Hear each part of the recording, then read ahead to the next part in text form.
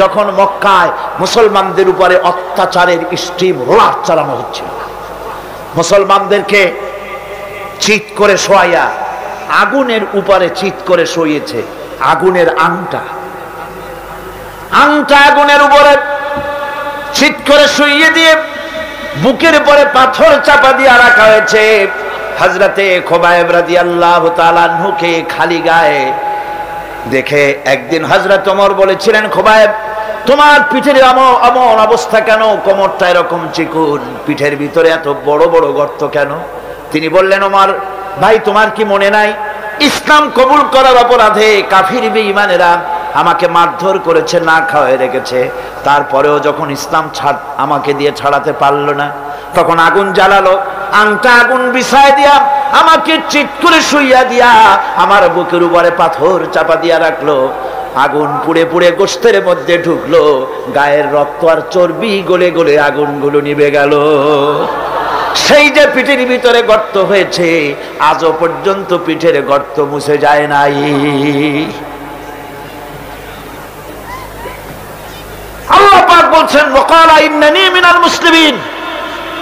ওই সাহাবীরা যখন নিজেকে মুসলমান বলে পরিচয় দেওয়ার অর্থই হলো সিংহ, ব্যাঘ্র, হিংস্র প্রাণীর সামনে নিজেকে সুপর্দ করে দেওয়া, সেই পজিশনে, ওই প্রেক্ষাপটে মুসলমানরা বলতেছে, ইন্নানী মিনাল মুসলিমিন, যে মুসলমান গুলারে তোমরা পিটাও, আমি ওদের একজন মুসলমান। কত বড় সাহসের কথা! যাদেরকে মারতেছো, পিটাইতেছো, আগুনের উপরে রাখতেছো, আমি তাদেরই একজন মুসলমান। সুবহানাল্লাহ। এইরকম মার খেয়ে অস্থির হয়ে তারপরে হযরত খাব্বাব বিন আল-আরিত রাদিয়াল্লাহু তাআলা আনহু রাসূল করিম সাল্লাল্লাহু আলাইহি ওয়াসাল্লামের খেদমতে হাজির হয়ে বলেছিলেন, শাকাউনা ইলা রাসূলিল্লাহ সাল্লাল্লাহু আলাইহি ওয়াসাল্লাম ওয়া হুয়া মুতাওয়াসসাদুন বুরদাতুন লাহু ফি যিল্লিল কাবা। তিনি কাবা শরীফের ছায়ায় আরাম ফরমাচ্ছিলেন। হযরত খাব্বাব বিন আল-আরিত সেখানে গিয়ে বললেন, আলা তাস্তানসিরু লানা, আলা তাদউ লানা ইয়া রাসূলুল্লাহ, হে রাসূল, আপনি কি আমাদের জন্য দোয়া করবেন না? আমরা তো শেষ হয়ে গেলাম। হুজুর বললেন, হুজুর উঠে বসলেন আর বললেন, দেখো, তোমরা এখনই ব্যস্ত হয়ে গেল। এখনই ব্যস্ত হলে তোমাদের আগে যারা দিন প্রতিষ্ঠিত করতে এখানে এসেছিল, তাদেরকে কাফেররা তাদেরকে ধরতো, তাদের জন্য গর্ত খনন করত, তারপরে তার মধ্যে কোমর পর্যন্ত দাবাই দিত।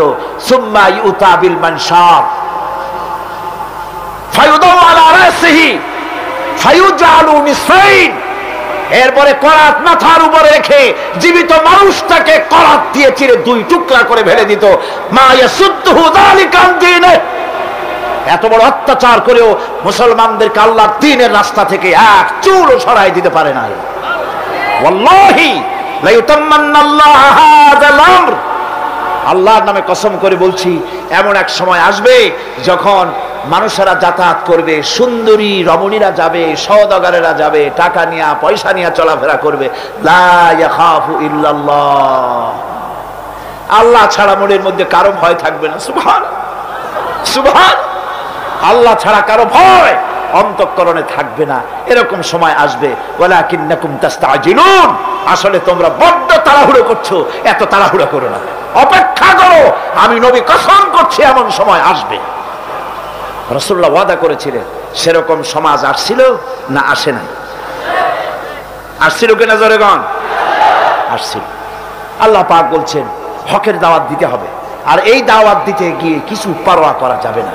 এই দাওয়াত দিতে গেলে বিপদ আসবে, মুসিবত আসবে, কষ্ট হবে, রক্ত দিতে হবে, জীবন দিতে হবে, তার উপরে ইসলামের রাষ্ট্রের প্রাসাদ নির্মাণ হবে। এই শহরে বড় বড় বিল্ডিং আছে না? আছে কিনা? এই বিল্ডিংগুলির কাছ থেকে আপনি হেদায়েত নিতে পারেন। বিল্ডিং এর কাছ থেকে হেদায়েত নেবেন কি? বিল্ডিং এর কাছ থেকে হেদায়েত নেবেন বিল্ডিং তৈরি করতে গিয়ে কিছু ইট ভেঙ্গে চুড়ে টুকরা টুকরা হয়ে মাটির তলে যেতে হয়েছে নাকি হয় নাই? মাটির তলে যে ইটগুলি গেল, সেই ইটেরা যদি বলতো আমরা মাটির তলে যাব না, আমরা উপরে থাকবো, যাতে করে বার্জারের রং আমার গায়ে লাগে, এটা যদি বলতো, তাহলে বিল্ডিং কি তৈরি হইতে পারতো?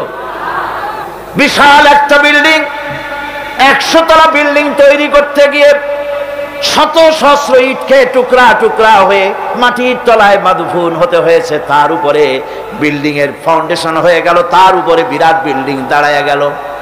ইসলামের বিল্ডিং যদি বানাতে চাই, ইসলামের রাষ্ট্রের ইমারত যদি করতে চাই, আপনার মতো আমার মতো হাজারো লাখো মানুষকে শহীদ হয়ে মাটির তলায় চলে যেতে হবে।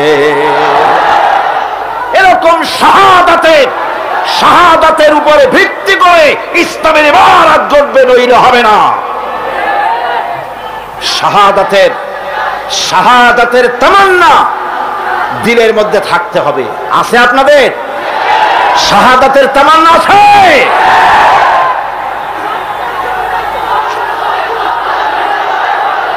বুখারী শরীফে এসেছে মক্কা শরীফে আব্দুল উজ্জা 20 বছরের যুবক ইসলাম কবুল করার জন্য পাগল, কিন্তু চাচা ইসলাম কবুল করে না বলে করতে পারছেন। চাচার অধীনে আছে, এতিম মানুষ, বাড়ি নাই, ঘর নাই। চাচ্ছিল চাচা যদি ইসলাম কবুল করে আমিও করব। যখন নাকি রাসূলুল্লাহ হিজরত করলেন, আব্দুল উজ্জা বলতেছে, ও চাচা, মুহাম্মদুর রাসূলুল্লাহ সাল্লাল্লাহু আলাইহি ওয়াসাল্লাম আখিরি জামানার পয়গম্বর, এটা আপনি মানেন কিনা? চাচা বলছে, আমার তো তাই মনে হয়। তাহলে ইসলাম কবুল করবেন নাকি? তিনি বললেন, না, ইসলাম আমি কবুল করব না। আব্দুল উজ্জা বলছে, আমি দীর্ঘদিন অপেক্ষা করতেছিলাম আপনি ইসলাম কবুল করবেন বলে। আপনি যখন করবেন না, আপনি সাক্ষী থাকেন, আমি আমার কথা ঘোষণা করে দিলাম, আমি মুসলমান হয়ে গেলাম। লা ইলাহা ইল্লাল্লাহু মুহাম্মাদুর রাসূলুল্লাহ। চাচা বলছে, এই কালেমা পড়ার অর্থ কি তুমি জানো? বলে, না, জানি না। এর অর্থ হচ্ছে, তোমাকে আমি যা দিয়েছি, বাড়ি ঘর টাকা পয়সা উট ঘোড়া সব আমাকে ফিরায় দাও। তিনি বললেন, সব তুমি নিয়ে নাও। চাচা বলছে, এটাই শেষ নয়, তোমার গায়ে যে জামা আছে, পরনে লুঙ্গি আছে, এটা আমার, এটাও দিতে হবে। গায়ের জামা পরনের কাপড়টাও খুলে দিয়ে দিলে। কত চড়া দামে ইসলাম গ্রহণ করেছে, কত চড়া দাম। উলঙ্গ অবস্থায় মায়ের কাছে গিয়ে হাজির। 20 বছরের যুবককে উলঙ্গ দেখে মা 2 হাত দিয়ে চোখ ছেপে ধরেছে। বাবা, তোমার এই অবস্থা কেন? তিনি ঘটনা শোনালেন। মা বললেন, আমার কাছে কি চাও? ছেলে বলছে, মা, একটা কাপড় চোপড় কিচ্ছু একটা দাও, আমি মদিনাতুর রাসূল, মদিনায় চলে যেতে চাই, রাসূলুল্লাহর কাছে আমি যেতে চাই, আমি পাগল হয়ে গেছি, আমার একটু কাপড় দাও।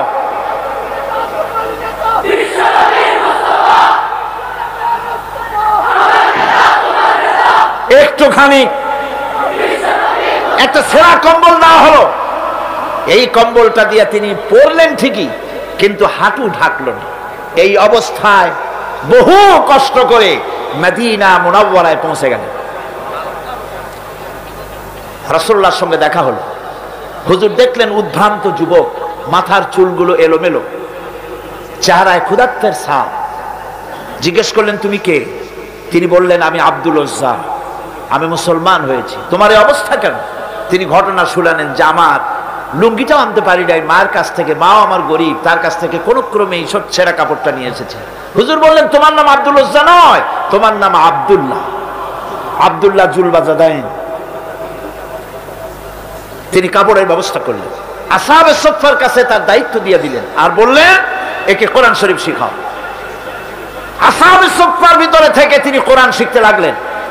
কোরআন শরীফ চিল্লায় চিল্লায় তিনি পড়তেন। সাহাবায়ে কিরাম অভিযোগ করলেন, হে আল্লাহর রাসূল, আব্দুল্লাহ চিৎকারে আমাদের ঘুম নষ্ট হয়ে যায়, নামাজেও ডিস্টার্ব হয়, সে যখন এত চিৎকার দিয়ে তেলাওয়াত করে। নবীজি বললেন, সাহাবীরা, আব্দুল উজ্জার কোনো ব্যাপারে বিরক্ত হয়েও না, তাকে বেশি করে চিল্লাইতে দাও, জোর করে তেলাওয়াত করতে দাও, কারণ তার ঈমান আনার পেছনে বড় দাম দিতে হয়েছে, বড় কষ্ট করে ঈমান এনেছে, পরনের লুঙ্গিটা পর্যন্ত আনতে পারে নাই, তাকে প্রাণ ভরে তেলাওয়াত করতে দাও। ইত্তাবসারে তাবুকের যুদ্ধের দামামা বেজে উঠলো। আল্লাহর নবী চান্দা চাইলেন, যার কাছে যা আছে হাজির করো। মেয়ে লোকেরা গলার হাত দিল, নাকের ফুল দিল, কানের দুল দিল, টাকা পয়সা দিল, সোনা দানা দিল। স্তূপ হয়ে গিয়েছে হুজুরের সামনে। আল্লাহর নবী প্রশ্ন করলেন, সকলে তো দিলে, কিন্তু আমার আবু বকর কোথায়? হযরত আবু বকর রাদিয়াল্লাহু তাআলা আনহু একটা পিরালের আড়াল থেকে বেরোলেন, হাতে ছোট্ট একটা থলি হুজুরের হাতে উঠাই দিলেন।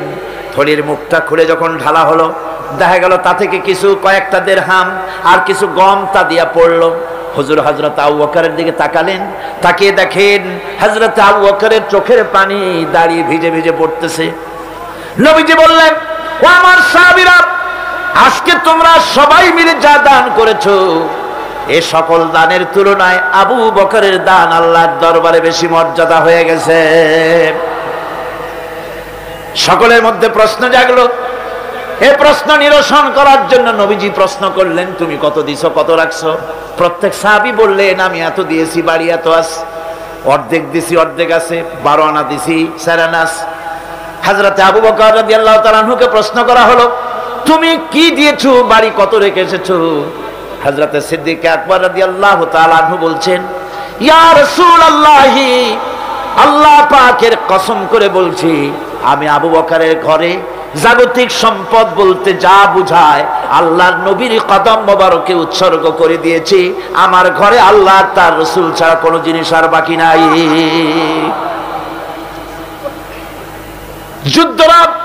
যুদ্ধের জন্য রওনা হয়ে গেলেন 30,000 সৈন্য নিয়ে।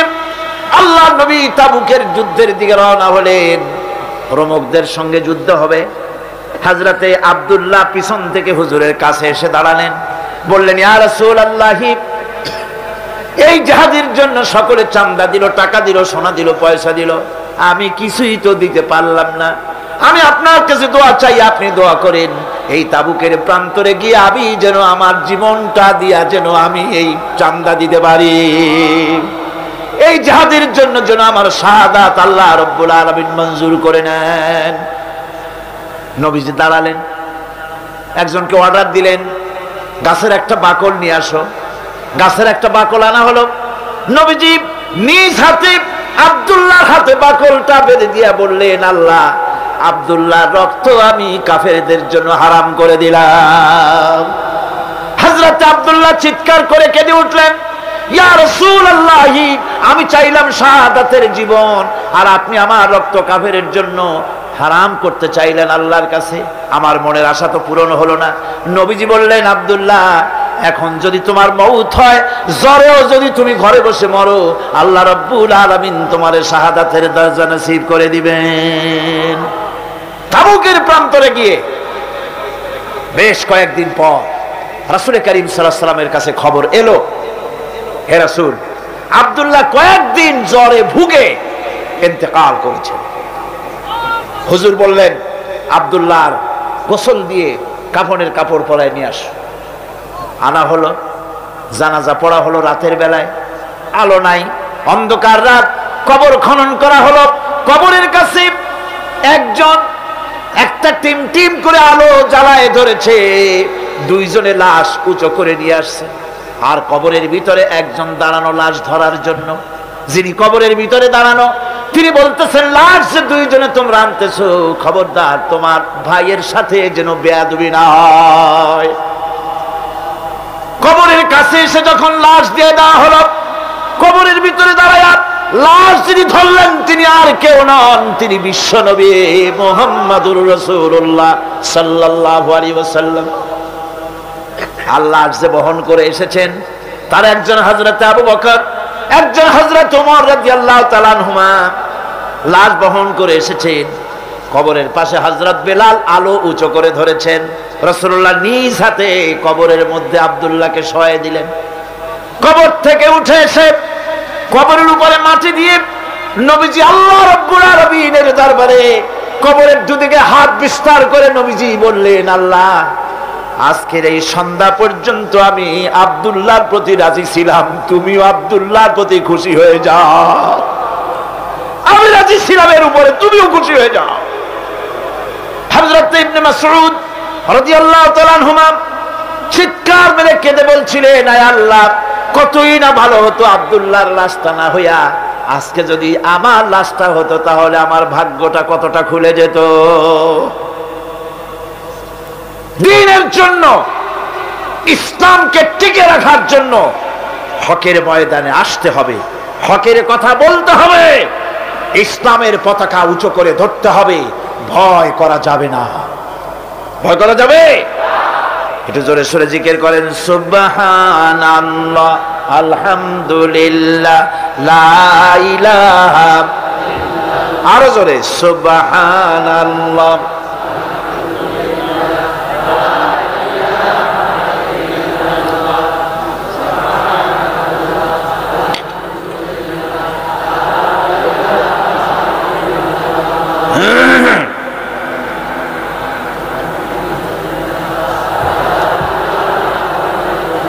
লা ইলাহা ইল্লাল্লাহু মুহাম্মাদুর রাসূলুল্লাহ।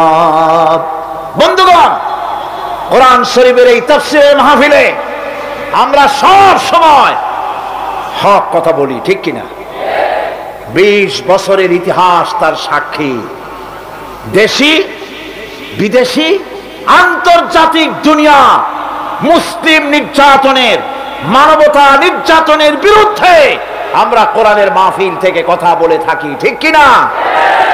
আমি আগেই বলেছি, আক্ষরিক অর্থে এ মাহফিল কোন রাজনৈতিক দলের মাহফিল নয়, এটা কোরআনের মাহফিল। জোরে বলেন, কিসের মাহফিল? আর কোরআনের মাহফিল থেকে যদি হক কথা বলা না হয়, তাহলে হক কথা বলা হবে কোথায়, ঠিক কিনা? আজকে বাংলাদেশের সবচাইতে মারাত্মক ইস্যু পার্বত্য চট্টগ্রাম। এই হকের ব্যাপারে ওয়াতাওয়াসাউ বিল হক, এই হকের ব্যাপারে যদি চুপ থাকি, আল্লাহর কাছে আমাদেরকে আসামি হতে হবে।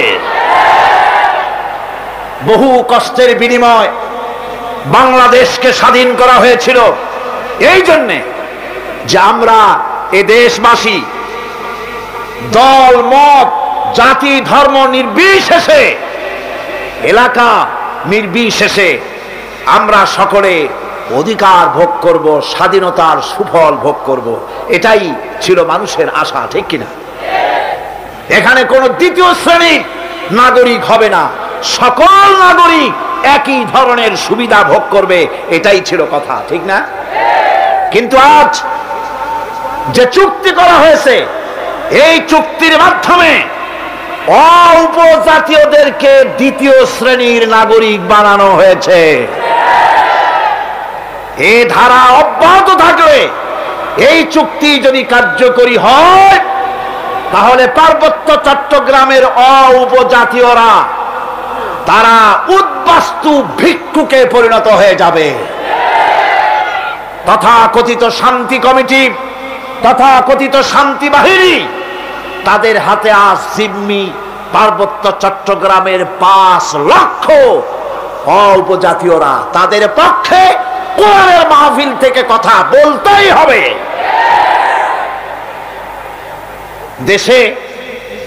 দেশের অখণ্ডতা, দেশের স্বাধীনতা, দেশের সার্বভৌমত্বের প্রতীক বাংলাদেশের সেনাবাহিনী, ঠিক কিনা? বাংলাদেশের প্রতিটি অঞ্চলে সেনাবাহিনীর পদচারণা অব্যাহত, বিনা বাধায় থাকতে হবে। সেটাই স্বাধীনতার গ্যারান্টি। বাংলাদেশের মানচিত্রের কোন অংশে সেনাবাহিনী যেতে যদি বাধাগ্রস্ত হয়, সেই অঞ্চল বাংলাদেশের হাতে থাকবে না, ভারতের খপ্পরে চলে যাবে।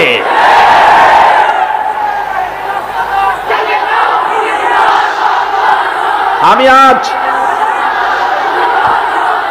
আপনাদের সামনে আরজ করতে চাই, চুক্তি তো সেটাই শান্তি চুক্তি হতো যদি এলাকার সকল মানুষের সঙ্গে কথা বলে একটা মিউচুয়াল আন্ডারস্ট্যান্ডিং এর মাধ্যমে যদি চুক্তি করা হতো, তাহলে এই চুক্তিটা হতো শান্তি চুক্তি, ঠিক না? এলাকার 5 লক্ষ লোককে এই চুক্তির ভিতরে সামিল করা হয় নাই। এটা কি সত্য বললাম না মিথ্যা বলেছি? সংবিধান পরিপন্থী পার্লামেন্টকে বুড়ো আঙ্গুল দেখিয়ে ভারতকে খুশি করার জন্য যে চুক্তি তৈরি করা হয়েছে, জনগণ এই চুক্তি মানে না।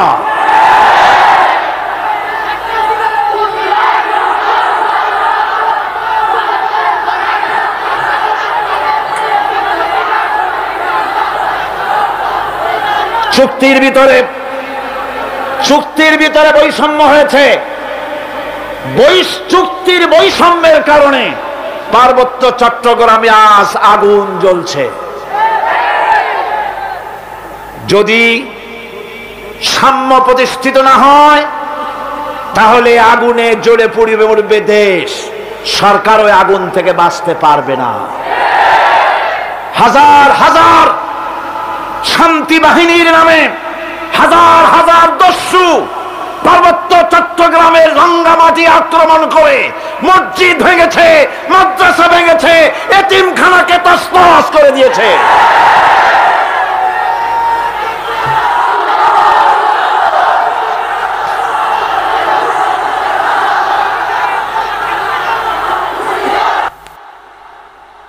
আমি আশা করি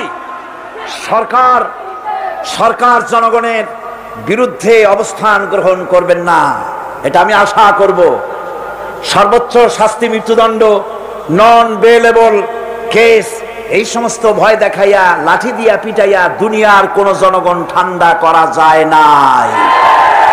কাজী ভুল পথে যাবেন না। কারা আপনারা বুদ্ধি দেয়? এরা আপনাকে ভালো বুদ্ধি দেয় না। দেশের বিশাল জনশক্তি এই চুক্তির বিরোধিতা করে চুক্তি বাতিল বলে ঘোষণা করুন। দেশের জন্য কল্যাণ হবে। আমরা কল্যাণ চাই, শান্তি চাই। বন্ধুগণ, কোরআনে কারীম বলছে ওয়াতাওয়াসাউ বিল হক ওয়াতাওয়াসাউ বিস সাবর, হকের দাওয়াত দাও। আর হকের দাওয়াত দিতে গেলে বিপদ আসবে। হকের দাওয়াত দিতে গেলে কি আসবে? বিপদ আসবে। সেই বিপদ আসলে সবর করতে হবে। কি করতে হবে? সবর করতে হবে। এই সবর হচ্ছে মহা ক্ষতি থেকে বাঁচার জন্য 4 নম্বরের বিষয়। এটা হলো কয়টা কথা আমাদেরকে ক্ষতি থেকে রক্ষা করবে? বলেন না কয়টা? 4টা। তার একটা হলো কি? 2 নম্বরে কি? আমলে সালেহ। 3 নম্বরে কি? হকের দাওয়াত। 4 নম্বরে কি? সবর। একটু জোরে সোরে জিকির করেন লা ইলাহা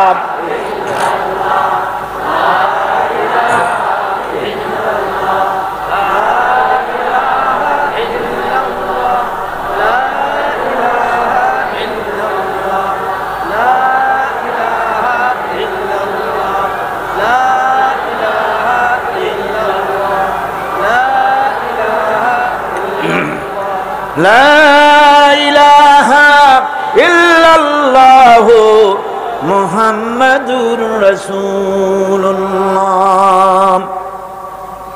সবর কোরআনে কারীমের মধ্যে সর্বাধিক ব্যবহৃত একটি শব্দ সবর। আরবি ভাষায় বিভিন্ন অর্থে এই সবর শব্দ এসেছে। তবে সাধারণত সবর শব্দের অর্থ হচ্ছে অবিচলতা, দৃঢ়তা, সহিষ্ণুতা, মন মেজাজের সমতা, ধীরতা, কষ্ট সহিষ্ণুতা, বরদাস্ত করা, এগুলি হচ্ছে সবরের অর্থ। আমরা মনে করি সবর হচ্ছে ধৈর্য। হ্যাঁ, ধৈর্যটা ঠিক, কিন্তু সেই ধৈর্যের অর্থ কি? এই ধৈর্যের অর্থ এই নয় যে কেউ আপনার একটা থাপ্পড় মারবে আর আপনি বলবেন ভাই হাতে ব্যথা পাইছেন নাকি, তাহলে আমার আর একখান থাপ্পড় দিয়ে দাঁত যে কয়টা আছে তাও ফালাই দেন। এর নাম সবর না।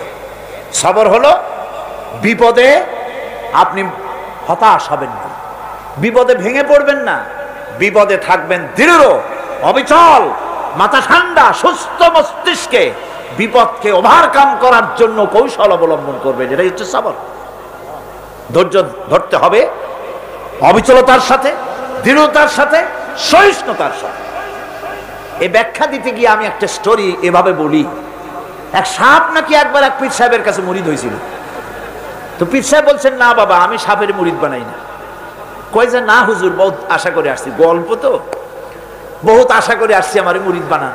আচ্ছা ঠিক আছে, তবে তোমাকে একটা কাজ করতে হবে। কি কাজ? জিকির আজগার এভাবে করবা, কিন্তু কাউরে দংশন করতে পারবে না। হুজুর মেনে নিলাম। সে করছে কি, ময়দানের ভিতরে বিয়া কাইত হয়ে ধানওয়া জমিন, ধানের জমিন, প্যাডি লাইন, সেখানে কাত হয়ে পড়ে জিকির আজগার করতেছে। রাখাল ধান কাটছে, সন্ধ্যার পর এই ধানগুলি বান্ধে নেবে কি দিয়া দড়ি নেই, খুঁজতে খুঁজতে দেখে লম্বা একটা দড়ি, ওইটা যে সাপ সে তো বুঝে না, সে ওইটারে ধরিয়া এরপরে ধানের আটি বাঁধতেছে। সাপে তো খুব মহারাগ, সাপ তো আর যেই সেই সাপ না, মারাত্মক সাপ। সাপ বলতেছে, আরে বাবা তুই আমারে দড়ি মনে করলি, আমি তোর কেমন দড়ি, মুরিদ না হইলে টার পাওয়া দিতাম। বান্দার কারণে সাপের ঘাড়ে মুচকে গেছে, ঘাড়ে খুব ব্যথা লাগছে। বাড়ি নিয়ে যখন দড়িটারে ফালাই দিছে, মাথা কোন রকম কাজ করিয়া বহু কষ্ট করে পীর সাহেবের বাড়ি গিয়ে হাজির। বলছে, হুজুর কি যে জিকির শিখাইলেন, আমার তো ঘাড় মুচকে গেছে। আশ্চর্য কথা, জিকির আজগারে মানুষের মানে কারো ঘাড় তো মস্কাবার কথা না, তোমার ঘাড় মস্কাইল কেন? পুরা ঘটনা সে শোনাইল। আচ্ছা তা তুমি কিছু করলা না? কয়, হুজুর আপনি তো নিষেধ করেছেন দংশন করতে। পীর সাহেব বলছেন, বেটা বেকুব, আমি তোমারে দংশন করতে নিষেধ করেছি, ফস করতে তো নিষেধ করি নাই। যখন তোমারে দড়ি মনে করিয়া হাত গায়ে হাত দিছিল, শুধু ফস করে উঠতে 3 লাখ দিয়া বর্ডার পার হয়ে দিল্লি চলে যেত। তুমি ফস করে উঠলা না কেন? সুতরাং ধৈর্যের অর্থ এটা নয় যে আপনারে পাড়াইতে থাকবে, থাপড়াইতে থাকবে, আর আপনি কবেন যে আল্লাহ আমি ধৈর্য ধরতেছি, ইন্নাল্লাহা মা'আস সাবিরিন। এটার নাম ধৈর্য না। ধৈর্য হচ্ছে ওভারকাম করতে হবে, পরিস্থিতির মোকাবেলা করতে হবে অত্যন্ত সহিষ্ণুতার সাথে, বুদ্ধিমত্তার সাথে, দৃঢ়তার সাথে, অবিচলতার সাথে। এটার নাম হচ্ছে সবর। সমস্ত নবীদের উপরে বিপদ এসেছে, সব নবীদের উপরে বিপদ এসেছে, কিন্তু কোন নবী, কোন পয়গম্বর এই বিপদে অধৈর্য হন নাই, ঠিক কিনা? হযরত আইয়ুব আলাইহিস সালামের উপরে বিপদ আসলো, 1 বছর 2 বছর নয়, 18টি বছর পর্যন্ত রোগাক্রান্ত হয়ে পড়লেন। শরীরে ব্যাধি হলো, গোশতগুলির মধ্যে কীড়া হয়ে গেল, পোকা হয়ে গেল। তিনি ধৈর্য ধারণ করলেন। বিবি বাল বাচ্চা দূরে চলে গেল। জঙ্গলের ভিতরে যখন তার জিহ্বার ভিতরে পোকা হওয়া শুরু করে দিল, হযরতে আইয়ুব আলাইহিস সালাম তখন আল্লাহ রাব্বুল আলামিনের দরবারে দোয়া করলেন, রব্বুল আলামিন এখন তো আমার জিহ্বায় পোকা ধরা শুরু হয়ে গেছে, আমার জিহ্বায় যদি পোকা হয়, তোমার মতো আল্লাহর নামের জিকির কি দিয়া করব? আল্লাহ রাব্বুল আলামিন হযরত আইয়ুব আলাইহিস সালামকে ক্ষমা করে দিলেন, মাফ করে দিলেন, রোগ শেফা করে দিলেন। অধৈর্য তিনি হন নাই, ধৈর্য ধারণ করেছিলেন। হযরতে ইউসুফ আলাইহিস সালাম, হযরতে ইয়াকুব আলাইহিস সালামের চোখের থেকে তাকে সরায় দেওয়া হলো। এত বড় বিরাট বিপদ, সেই বিপদের মধ্যেও, সেই বিপদেও তিনি ধৈর্য ধারণ করেছেন। ধৈর্য ধারণ করার কারণে আল্লাহ রাব্বুল আলামিন এমন নিয়ামত তারে দান করলেন। আল্লাহ পাক হযরত ইউসুফ আলাইহিস সালামকে বাঁচায় রাখলেন। শুধু বাঁচান নাই, প্রেসিডেন্ট বানায় দিলেন। আর তার জামা নিয়ে যখন আসতেছিলেন, কোথায় মিশর, কোথায় কেনান, হযরতে ইয়াকুব আলাইহিস সালাম বলেছেন, আমি যেন আমার নাকের ভিতরে ইউসুফের ঘ্রাণ পেতেছি। হযরতে ইউসুফ আলাইহিস সালাম তিনিও কি বিরাট ধৈর্যের পরিচয় দিলেন, কোরআন সাক্ষী। সামনে তার সেই 11 ভাই যারা তাকে ফেলে দিয়েছিল গর্তের ভিতরে। হযরতে ইউসুফ আলাইহিস সালাম ইচ্ছে করলে তো 11 জনকে মারিয়ে ফেলাই দিতে পারতেন, ঠিক কিনা? কিন্তু তা তিনি করেন নাই। 11 ভাইকে তিনি চিনেছেন, সাহায্য করেছেন।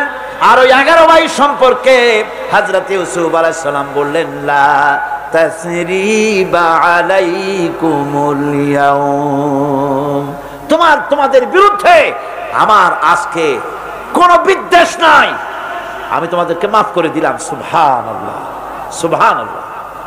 রাসূল করিম সাল্লাল্লাহু আলাইহি ওয়াসাল্লাম এই ধৈর্যের পরিচয় দিয়েছেন। কত মার তাকে দিয়েছে তায়েফের ময়দান।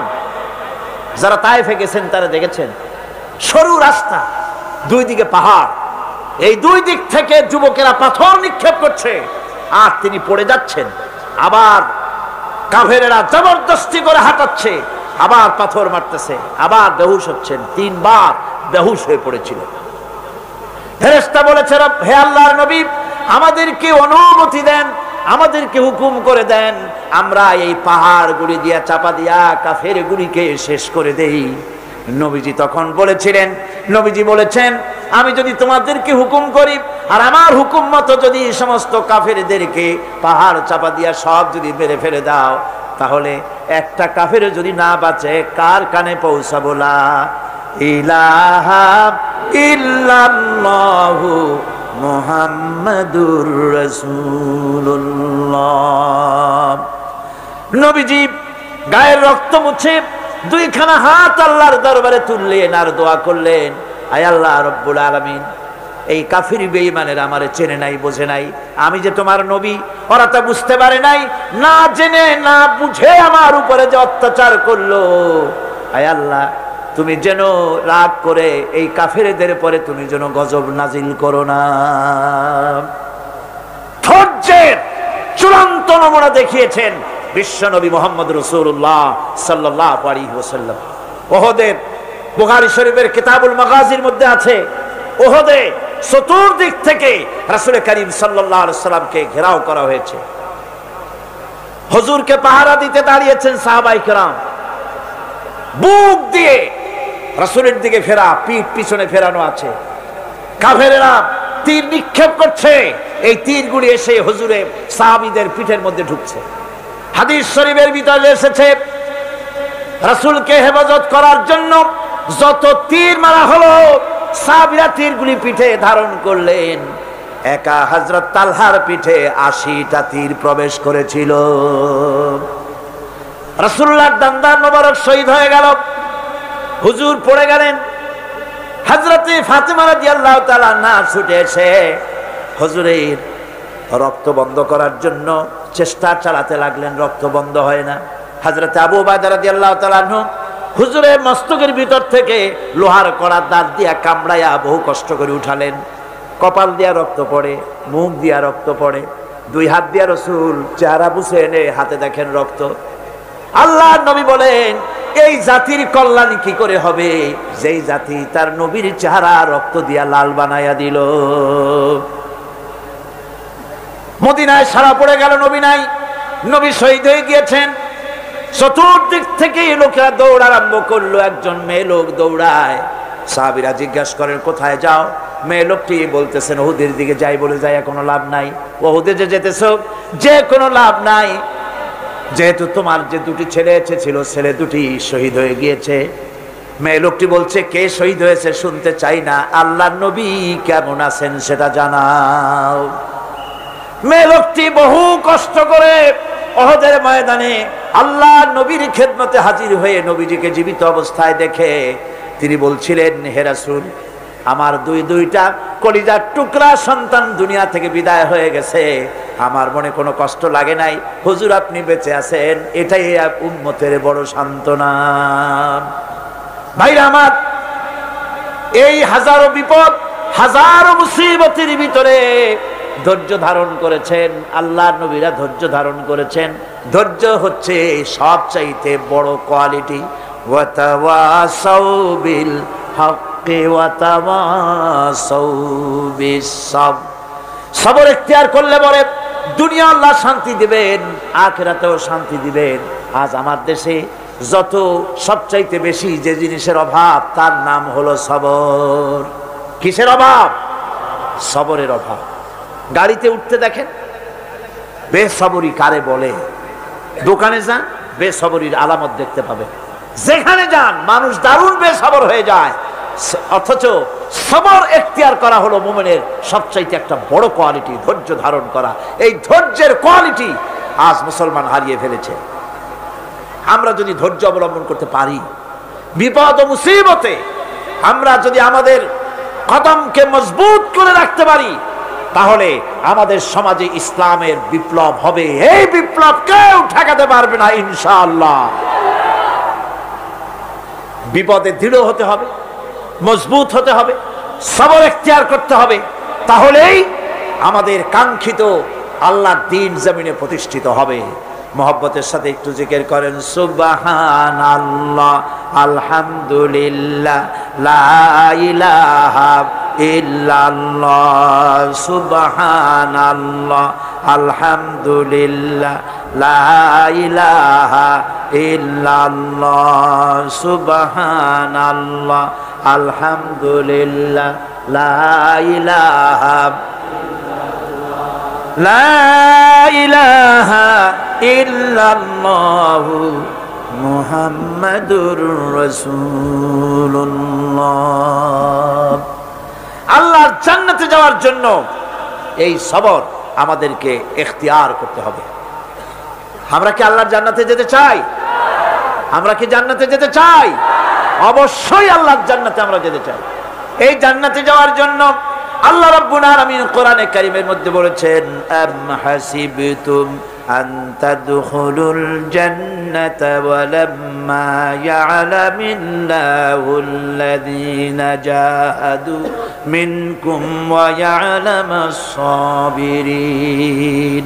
তোমরা কি মনে করেছো যে বেহেশতে চলে যাবে, অথচ এখনো দেখা হয় নাই যে তোমাদের মধ্যে কে সবর অবলম্বনকারী, জিহাদের ময়দানে কে জিহাদ করতে এবং সবর এখতিয়ার করতে কে তোমাদের মধ্যে পারদর্শী, অথবা এই পরীক্ষায় কে কামিয়াব হবে, এটা এখনই দেখা হয় নাই। আর এমনি তোমরা জান্নাতে চলে যাবে? জান্নাতে যাওয়া তো সহজ নয়। আল্লাহ পাক পরীক্ষা নেবেন, সেই পরীক্ষায় কামিয়াব হতে হবে। আর আল্লাহ পাক বলেছেন অবশ্যই সবরের পরীক্ষা নেব। وَلَنَبْلُوَنَّكُمْ حَتَّى نَعْلَمَ الْمُجَاهِدِينَ مِنْكُمْ وَالصَّابِرِينَ وَنَبْلُوَ أَخْبَارَكُمْ। অবশ্যই আমি তোমাদেরকে পরীক্ষা করব, আর এই পরীক্ষার ভিতরে সত্যিকারের মুজাহিদ যারা, তারাই দৃঢ়, যারা নাকি দৃঢ়তা অবলম্বন করবে, সবর এখতিয়ার করবে, আল্লাহ রাব্বুল আলামিন পরীক্ষায় তাদেরকে কামিয়াব করবেন। এই সবর এক মহা সম্পদ। সবর এখতিয়ার করতে হবে মুসলমানদেরকে। জান্নাতের ভিতরেও আল্লাহ পাক যারা সবর করবে তাদের জন্য বিরাট নিয়ামত আল্লাহ পাক জান্নাতে দান করবেন। জান্নাতে যাওয়ার জন্য সবর একটা মহাগুণ। এই গুণ মুসলমানদের ভিতরে থাকতে হবে। আমার বন্ধুগণ, কোরআনে কারীমের ছোট্ট সূরা সূরা ওয়াল আসরের ভিতর থেকে যে কথাগুলি বিগত 4 দিন আর আজকে বলা হলো, জীবন আমাদের ব্যর্থ, জীবন আমাদের ক্ষতিগ্রস্ত। এই জীবন যদি আমরা সবল করতে চাই তাহলে 4টি আমল করা লাগবে, ঈমান আর আমলে সালেহ। আর আমাদের করা লাগবে আমলে সালেহের সাথে হকের দাওয়াত আর সবর এখতিয়ার করতে হবে। এই সবর যদি করতে পারি, জিহাদের ময়দানে লোক যদি কম হয়, বেশি সংখ্যকের উপরে আল্লাহ পাক আমাদেরকে জয়ী করে দিবেন। ইয়াকুম মিনকুম 20 সাবিরুনা ইয়াগলিবু মিআতাইন। তোমাদের মধ্যে যদি 20 জন লোক যদি তোমাদের মধ্যে সাবির হয়, ধৈর্যশীল হয়, তাহলে 200 লোকের উপরে আমি আল্লাহ রাব্বুল আলামিন তোমাদেরকে জয়যুক্ত করে দেব। জোরে কোন সুবহানাল্লাহ। 20 জন যদি হয়, 200-র উপরে আমি তোমাদেরকে জয়যুক্ত করে দেব। জিহাদের ময়দানে সবর এখতিয়ারকারী লোকদেরকে আল্লাহ পাক জয়যুক্ত করবেন বলে ওয়াদা করেছেন। বিপদে ধৈর্যধারীর জন্য আল্লাহ পাকের পক্ষ থেকে সুসংবাদ রয়েছে, ওয়াবাশশিরিস সাবিরিনাল্লাযীনা ইযা আসাবাতুহুম মুসিবা ক্বালু ইন্না লিল্লাহি ওয়া ইন্না ইলাইহি রাজিউন। সুসংবাদ হচ্ছে সেই সব ধৈর্যধারীদের জন্য, সবর এখতিয়ারকারীদের জন্য যারা বিপদ আসলে বলে, কি বলে? পড়েন আমার সাথে, ইন্না লিল্লাহি ওয়া ইন্না ইলাইহি রাজিউন। এইটা আমরা পড়ি কখন? কেউ মরে গেলে পড়ি, আর পড়ি না। সমস্ত বিপদ আসলেই ইন্না লিল্লাহি ওয়া ইন্না ইলাইহি রাজিউন। আমরা তো জানিও না, দোয়া সব মুখস্থ করে মানছে, অনেক মানুষ অনেক দোয়া মুখস্থ করছে, কিন্তু লাগাবে কোন জায়গায় তা জানে না। একজনে শুনছে তার শাশুড়ি মারা গেছে, কয় নাউজুবিল্লাহ। আবার আরেকজনে বলছে শুনছো বলে কি, বলে তোমার ছেলে তো মেট্রিকে ফার্স্ট হয়েছে। কয় ইন্না লিল্লাহ। দোয়া মুখস্থ করছে, লাগাইবি কোথায় জানে। ইসলাম আমাদের সব শিখাইছে। আশ্চর্য হবেন, বলবেন মাশাআল্লাহ, সুবহানাল্লাহ, খোঁজ খবরই শুনবেন আলহামদুলিল্লাহ। খাইতে মজা লাগতেছে, বলবেন আলহামদুলিল্লাহ, সুবহানাল্লাহ। এইসব তো কিছু বলে চলে না, বিসমিল্লাহ কয় না, আল্লাহর নাম নিতেই চায় না। আল্লাহ পাকের যখন বিপদ আসে, মুসিবত আসে, রব্বুল আলামিন বলেন বিপদ যখন আসে, মুসিবত যখন আসবে, বান্দা যারা মুমিন তারা পড়ে ইন্না লিল্লাহি ওয়া ইন্না ইলাইহি রাজিউন। নিশ্চয়ই আমরা আল্লাহর জন্য এবং আমাদের সকলকেই আল্লাহর কাছে ফিরে যেতে হবে, এই কথাটা মুমিনদেরকে বলতে হবে। ঘুমের দোয়া আছে, রাসূলুল্লাহ ঘুমাবার সময় দোয়া পড়তেন, নামাজের পরে দোয়া পড়তেন। কত দোয়া যে হুজুর পড়েছেন। ইমাম নববীর একটা কিতাবই আছে, কিতাবুল আজকার, এত বড় কিতাব। সিহাসেত্তা থেকে সমস্ত দোয়াগুলি বেছে বেছে তিনি এই কিতাবের মধ্যে এনেছেন, কিতাবুল আজকার। এই কিতাবুল আজকারের ভিতরে দেখা যায় রাসূলুল্লাহ কত দোয়া করেছেন। সকালে, সন্ধ্যায়, রাতে, শুতে, উঠতে, বসতে, হাসিতে, খুশিতে, বিপদে, মুসিবতে সব সময় দোয়া করতেন। এই দোয়াগুলি আপনারা মুখস্থ করবেন, এই দোয়াগুলি বই কিনে নেবেন এবং তার থেকে মুখস্থ করবেন, অর্থ সহকারে জানবেন এই দোয়াগুলি কি মূল্যবান দোয়া। আল্লাহর কাছে এই দোয়াগুলি হুজুর করতেন। আমার বন্ধুগণ, সবরকারীদের জন্য আল্লাহ রাব্বুল আলামিন জান্নাতের ভিতরে সুউচ্চ মর্যাদা দান করবেন, তাদের জন্য সুসংবাদ রয়েছে। উলাইকা ইউজজাউনাল গুরফাতা বিমা সাবারু ওয়া ইউলাক্কাউনা ফিহা তাহিয়াতান ওয়া সালামা। আল্লাহ রাব্বুল আলামিন তিনি বলছেন এরা হচ্ছে সেই সব লোক যারা নাকি সবর এখতিয়ার করেছিল দুনিয়ার ময়দানে। তাদেরকে আল্লাহ পাক জান্নাতের ভিতরে সুন্দর সুন্দর জায়গা, সুউচ্চ জায়গা, প্রশংসিত জায়গা তাদেরকে দান করা হবে এবং তাদেরকে শুভ সম্বোধন করা হবে। সেখানে তারা চিরকাল প্রবেশ করে থাকবে। আল্লাহর দয়া তো দারুণ বান্দার উপরে। বান্দা যদি একটু আমল করে, ভালো পথে চলে, গতকাল বলেছি সওয়াব করবেন একটা, আল্লাহ নেকি দেবেন 10টা। নেকির কাজ করবেন, আল্লাহ দিবে কয়টা? 10টা। তিনি তো রহমান, তিনি রহিম, এত দয়া তার। বান্দা যদি আল্লাহ রাব্বুল আলামিনের দিকে, কোন বান্দা যদি এক বিগত এগোয়, আল্লাহ পাক তার দিকে হেঁটে আসেন। বান্দা যদি হেঁটে যায়, আল্লাহর রহমত বান্দার দিকে দৌড়াইয়া যায়। আল্লাহ পাক বলছেন আমার গজবের চাইতে আমার রহমত বেশি। সুবহানাল্লাহ। আমার গজবের চাইতে আমার রহমত অনেক বেশি। খাজা বাবার দরবারে গিয়া, পীরের দরবারে গিয়ে, অর্থাৎ না হক পীর, হকপন্থী পীর তো বাংলাদেশে বহুত আছে, দুনিয়ায় আছে, জোরে কোন আলহামদুলিল্লাহ। যারা দিনদার, ইমানদার, আলেমে দিন, যারা মানুষকে নিয়ে ব্যবসা করে না, যারা মানুষকে বেদাতের দিকে চালায় না, শিরক এবং বেদাত মুক্ত করে তাওহীদের দিকে যারা চালায়, এরাই হলো হকপন্থী পীর। আর তাদের কারণেই ইসলাম আজও টিকে আছে। বলেন আলহামদুলিল্লাহ, জোরে বলেন আলহামদুলিল্লাহ। সেই জন্য আকীদাকে শুদ্ধ করে নিতে হবে। কেউ কিছুই দিতে পারবে না, দেওয়ার মালিক হলো আল্লাহ রাব্বুল আলামিন। মালিককে এমন দেওয়া দিবেন, পড় গিয়া জিস পর নজর बंदा को मौला कर दिया, पड़ गया जिस पर नजर बंदा को मौला कर दिया, आ गया जिस दाम में जोश कतरा को दरिया कर दिया। আল্লাহ রাব্বুল আলামিনের রহমতের নজর যদি কোনো গোলামের প্রতি পড়ে যায়, গোলামটা বাদশাহে পরিণত হয়ে যায়। আল্লাহর রহমতের নজর যদি এক ফোঁটা পানির উপরে পড়ে যায়, পানি ফোঁটা আটলান্টিক মহাসাগরে পরিণত হয়ে যায়।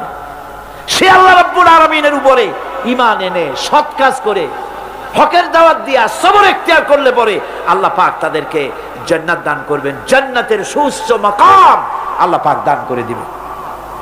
এই 4 দিন ধরে যে কথাগুলি আমি আপনাদের সামনে বললাম, এই কথাগুলির ভিত্তিতে রাসূলুল্লাহ লোক তৈরি করেছিলেন। আবু বকর হলেন, ওমর হলেন, আলী হলেন, ওসমান হলেন, রিদওয়ানুল্লাহ তাআলা আলাইহিম আজমাইন। এইসব সাহাবায়ে কেরাম ঈমানের উপরে, ধৈর্যের উপরে, সবরের উপরে, আমলে সালির উপরে তৈরি হয়ে গেলেন। আর এই লোকগুলো নিয়ে রাসূলুল্লাহ ইসলাম প্রতিষ্ঠা করলেন মদিনায়। আজ আল্লাহর নবী প্রেসিডেন্ট হয়ে গেলেন, সুবহানাল্লাহ। রাসূলুল্লাহ আজকে প্রেসিডেন্ট। সমাজ বিনির্মাণে সূরা আসরের বিরাট অবদান। আল্লাহ বললেন জীবনের সমস্ত মানুষের জীবন বিফল, ব্যর্থ, ক্ষতিগ্রস্ত। 4টা কাজ করলে জীবন সফল হয়ে যাবে। কয়টা কাজ? মাত্র 4টা কাজ। এই 4টি কাজ যদি বাংলাদেশের জনগণ করে, ঈমান যদি আনে, সৎ কাজ যদি করে, হকের দাওয়াত যদি দেয়, কোনো ভয় পাবে না। মসজিদের মেম্বারে বসে হক কথা বলবে, তাতে চাকরি থাকুক আর চলে যাক। এর নাম ঈমান। এর নাম কি? এর নাম ঈমান। ওই যে ভারতের ইমাম বুখারীর কথা বোধহয় গত বছর বলছিলাম, ইমাম বুখারীর কথা, বাপের বেটা। দেখছেন কথা কি কায়দায় কয়, সুবহানাল্লাহ বিহামদি। যিনি কোরআন শরীফের বিরুদ্ধে যখন কলকাতা হাইকোর্টে কেস করা হলো, কোরআন শরীফকে ব্যান করে দেওয়া হলো, নাউযুবিল্লাহি মিন যালিক। ভারতের বুকে শাহী জুমা মসজিদের ইমাম আব্দুল্লাহ বুখারী তিনি বক্তৃতা করেছেন, খুতবা দিয়েছেন। সেই খুতবার মধ্যে বলেছেন, আমি শুধু দিল্লি জুমা মসজিদের ইমাম নই, আমি ভারতের 20 কোটি মুসলমানের ইমাম। এ ভারতকে আমরা সাজাইছি। ভারতের কুতুব মিনার আমার করা, ভারতের তাজমহল, শীষমহল, দেওয়ানি আম, দেওয়ানি খাস সব মুসলমানদের করা। ভারত, পৃথিবীর মানুষেরা ভারতে যা দেখতে যায় সব কার করা? আমার মুসলমানের করা। ইমাম বুখারী বলেছেন, আমাদের করা সেই দেশের বুকে 20 কোটি মুসলমানের কলিজার সাথে সম্পর্কিত, পৃথিবীর 120 কোটি মুসলমানের কলিজার সাথে সম্পর্কিত কোরআন ব্যান করবে। যদি কোন কোর্টের, এই ভারতবর্ষে, ভারতের, ইন্ডিয়ার কোন কোর্টের কোন বিচারপতি কোরআনকে ব্যান করা হলো এই রায় যদি ঘোষণা করে, তাহলে সেই বিচারপতিকে পাড়াইয়া ধরিয়া আমি আমার বাম হাত দিয়ে তার জিহ্বাটা টেনে ছেড়ে ফেলে দেব।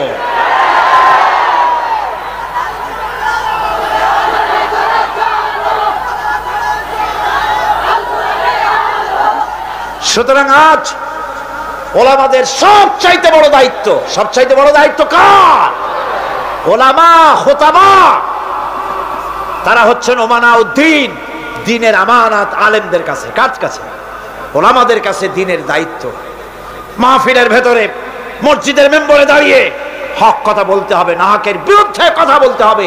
চাকরি থাক আর চাক, কোনো পরোয়া করি না। রুজির মালিক আল্লাহ। রুজির মালিক কে? জোরে চিল্লা এখন কে? আল্লাহ রাব্বুল আলামিন বলেছেন, ওয়া মা মিন দাব্বাতিন ফিল আরদি ইল্লা আলাল্লাহি রিজকুহা। এই পৃথিবীর বুকে এমন কোন বিচরণশীল জীব নাই যে জীবের রিজকের দায়িত্ব আমি আল্লাহ আমার নিজ হাতে গ্রহণ করি নাই। বেটা রিজিকের মালিক আমি, তুমি সুসু করো কেন? তোমারও তো ভয় কেন? হক কথা বলতে হবে। হক কথা যদি সাহাবায়ে কেরাম না বলতেন, তাহলে মক্কা ইসলাম শেষ হয়ে যেত, মদিনা পর্যন্ত আসতে পারতো না। ঠিক কিনা কর? আমাদের শানদার মাঝি ওলামায়ে কেরামদের রয়েছে শানদার মাঝি, অর্থাৎ উজ্জ্বল অতীত। উজ্জ্বল অতীত। স্বাধীনতা সংগ্রামে ওলামাদের অবদান অস্বীকার্য। মাওলানা মোহাম্মদ আলী, মাওলানা শওকত আলী, মাওলানা জাফর থানেশ্বরী, মাওলানা শিববির আহমদ ওসমানী, মাওলানা সৈয়দ আবুল আলা মওদুদি, আল্লাহর যথেষ্ট বড় বড় আলেম ব্রিটিশের গোলামি থেকে দেশকে মুক্ত করার সংগ্রামে অবতীর্ণ হয়েছিলেন। মাওলানা জাফর থানেশ্বরীকে ব্রিটিশ গভর্নমেন্ট গ্রেফতার করেছে, তাকে জেলে রেখেছে। বিচার হলো, বিচারে তাকে আন্দামান দ্বীপে দ্বীপান্তরিত করা হবে। তাকে লোহার জিনজির পরানো হয়েছে। উপমহাদেশের ওলামাদের মধ্যে শীর্ষস্থানীয় আলেম মাওলানা জাফর থানেশ্বরী, গলায় শিকল পরানো, কোমরে শিকল পরানো, পায়ে শিকল পরানো, হাতে শিকল পরানো। এই অবস্থায় ব্রিটিশ পুলিশেরা তাকে টানতে টানতে নিয়ে যাচ্ছে জাহাজের দিকে আন্দামান। হাজার হাজার মানুষ বোবার মতো তাকায় আছে, অস্ত্রের সামনে কথা বলার সাহস কারো নাই, সকলের চোখ থেকে পানি ঝরছে। যাতে এত শ্রদ্ধা করতাম, যার বক্তৃতা শুনতে হাজার হাজার মানুষের ঢল নামতো, তারা আজকে বান্ধে নিয়ে যাচ্ছে। তিনি এদিক ওদিক তাকাচ্ছেন আর হাসি মুখে এগিয়ে যাচ্ছেন। হঠাৎ করে নজর পড়লো যারা দাঁড়িয়ে আছে তাদের মধ্যে দুই তিনটা ছোট্ট বাচ্চা নিয়ে বোরখা পরা একটা মেয়ে লোক দাঁড়ানো। তিনি বাচ্চাদেরকে দেখে বুঝতে পারলেন বোরখা পরা মেয়ে লোকটি তার স্ত্রী। পুলিশকে বললেন, আমাকে এখানে একটু দাঁড়াতে দাও। পুলিশ দাঁড়িয়ে গেল। স্ত্রী বললেন, প্রাণের স্বামী, তুমি আমাকে কি বলে যাচ্ছ? মওলানা জাফর থানেশ্বরী বলছেন, প্রাণের স্ত্রী, তোমাকে নতুন কোনো কথা আমি বলবো না, পুরান কথাটা স্মরণ করিয়ে দেই। হযরতে ইব্রাহিম আলাইহিস সালাম তার বিবি হাজেরা আর তার বাচ্চা ইসমাইলকে মরুভূমির ভিতরে, বাড়ি নাই, ঘর নাই, পানি নাই, খাবার নাই, ওই মরুভূমির ভিতরে যে আল্লাহর কাছে ছেড়ে গিয়েছিলেন, আমি তোমাকে আর বাচ্চাগুলিকে সেই আল্লাহর কাছে ছেড়ে গেলাম। ব্রিটিশ সরকারের পতন হলো, জিল্লাতির সাথে বিদায় হলো, ওলামাদের রক্তের উপরে স্বাধীনতা কায়েম হলো। আজ ইতিহাস থেকে আলেমদেরকে, পীরদেরকে মুছে ফেলার ষড়যন্ত্র চলছে। এদেশে ইসলাম এনেছে আল্লাহর ওলিরা, আল্লাহর পীর বুজুর্গ, আল্লাহর ওলিরা, তারা এই দেশে ওলামায়ে কেরাম ইসলাম এদেশে এনেছেন। তাদের কারণেই এই দেশে লক্ষ লক্ষ মসজিদ হয়েছে, মাদ্রাসা হয়েছে। ওলামায়ে কেরামদের সঙ্গে বেয়াদবি করে কোন সরকার টিকতে পারে নাই, ভবিষ্যতেও। ওলামাদের আজ এক হওয়ার সময় এসেছে। ওয়াতাসিমু বিহাবলিল্লাহি জামিআন ওয়ালা তাফাররাকু, ঐক্যবদ্ধ হয়ে আমার রশিকে মজবুত ভাবে ধারণ করো। আমার রশি হলো কি? জোরে কোন কি? এই রশি, এটাকে আল্লাহ রশি বললেন। হাবলুল্লাহ, এটা আল্লাহর রশি। এই রশি আল্লাহ ছাড়িয়ে দিলেন কোথায়? দুনিয়ায়। আমরা ছিলাম কোথায়? তাও মনে নেই। আমরা ছিলাম জান্নাতে। আমাদের বাপ মা কোথায় ছিলেন? জান্নাতে ছিলেন। জান্নাত থেকে পড়লাম কোথায়? দুনিয়া নামক কুয়ার মধ্যে। কুয়া থেকে কুয়ায় পতিত মানুষ উঠাবার জন্য সবচাইতে সুন্দর জিনিস কি? বাঁশ না লাঠি? রশি। রশি হলো সবচাইতে উপকারী। এখন এই রশি ধরে আপনি মানুষ উঠাবেন, সেজন্য সেই রশির আবার দুইটা শর্ত থাকতে হবে। রশির শর্ত কয়টা হবে? দুইটা। একটা শর্ত হলো রশিটা যেন পচা পাটের দড়ি না হয়, তাহলে নিচে যারা পড়ছে এরা যদি রশি ধরে আর উপর দিয়ে যদি টান দেয়, রশি ছিঁড়িয়া যাও বাঁচত তাও শেষ। রশিটা হইতে হবে মজবুত। রশিটা কি হইতে হবে? দুই নম্বরে, রশি যিনি ধরবেন কুয়ার উপর থেকে, তার হাতটা মজবুত হতে হবে, যেন কুয়ায় পতিত লোকেরা রশি ধরিয়া ঝুলা পড়লে ওনার হাত দিয়া ফসকিয়া মানুষগুলা চিতই পড়ে দাঁতগুলা না ভাঙে। সেই জন্য হাতটা কি হতে হবে? এবার আপনারা বলেন, হাবলুল্লাহ আল্লাহর রশি কি কোনো পচা পাটের দড়ি নাকি? আল্লাহর হাত কি কোনো শিথিল হাত নাকি? আল্লাহ বলছেন, ওই দুনিয়ার মানুষেরা, জান্নাতি তোমরা ছিলা, দুনিয়ায় আমি পাঠাইছি, উঠায় আনার জন্য রশি নাজিল করে দিলাম। রশি হলো কোরআন।